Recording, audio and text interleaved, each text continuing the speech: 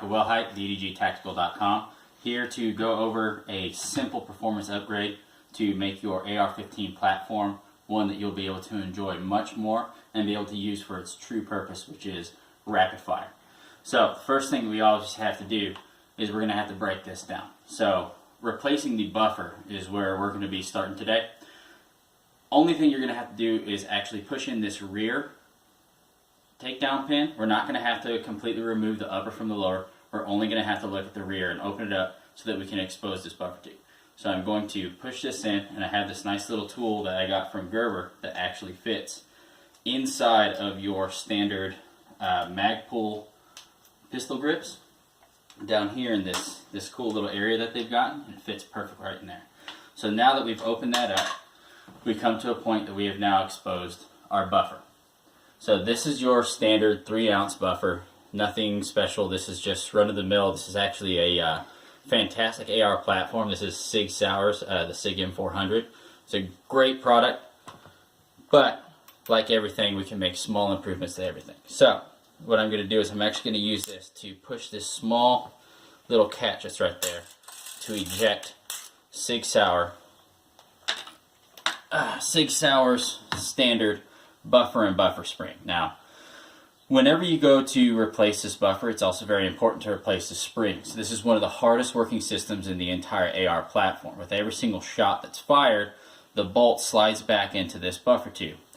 This, being in there as your weight, falls back, allows that bolt to push it back, and gets it back towards the front.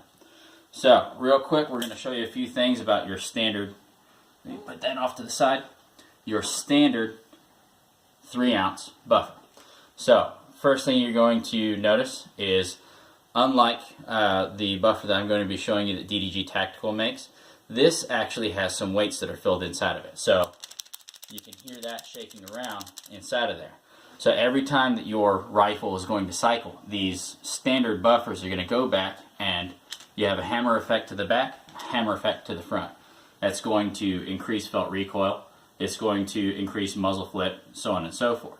Now, I know a lot of people try to say AR-15 doesn't have very much recoil, and that's very true. When you go to a shooting range and you have your typical shooting range rules of 2 seconds between shots, you're not going to really care about that. But then again, with 2 seconds in between shots, you can have a 12-gauge shotgun and reset it in just the same amount of time.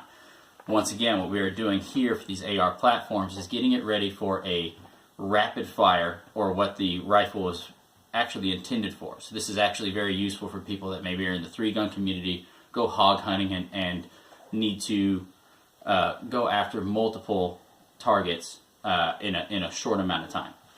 So to show you our standard buffer weight, we're going to get this. Here's my little scale here.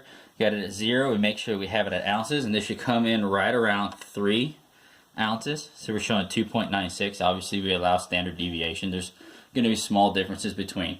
So this is your standard buffer. Like I said, it has the loose weights that are inside of it, and it comes in at about 3.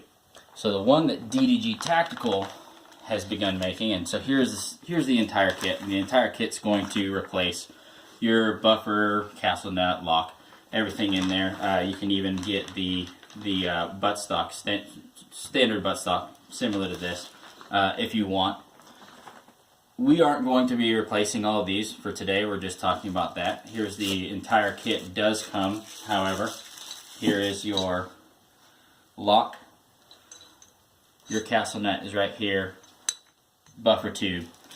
And here is our spring, which you'll notice is a little bit thicker coils on it than these thinner ones, and that is by design to allow for the heavier buffer. So this is what's considered a H2 buffer. This is going to be coming in right about 4.6.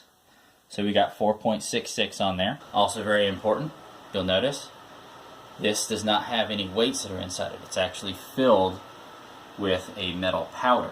So that way, when it goes back, you don't have that hammering effect going back and forth. It gives it a smooth transition from the rear to the front. Also helps reduce muzzle flip, so on and so forth, as we talked about before. So to put it back inside your rifle, it's just as easy as taking it out. Simply put it into your spring, and you'll notice these springs, once again, These springs do have a thicker coil than your standard. That is by design.